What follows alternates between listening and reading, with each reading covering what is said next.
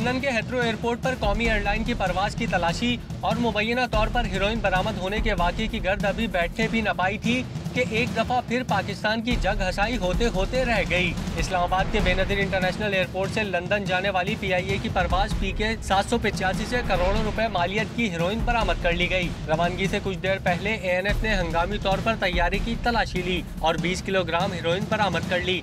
जहाज को मुकम्मल तलाशी के बाद क्लियर करार दिया गया। फ्लाइट को 1 घंटा ताखीर के बाद रवानगी की इजाजत दी गई। ANF के अहलकार PIA के तकनीकी अमले को साथ ले गए। तर्जुमान PIA के मुताबिक एडिशनल IG पंजाब की सरबराही में स्मगलिंग माफिया को बेनकाब करने के लिए टीम तश्कील दे दी गई है। लाहौर के अल्लामा इकबाल इंटरनेशनल एयरपोर्ट से भी जद्दा जाने वाली निजी एयरलाइन की परवाज को एंटी नारकोटिक्स फोर्स ने शक की बुनियाद पर मुकम्मल तौर पर चेक किया, लेकिन किसी किस्म की मंशियात बरामद न हो सकी।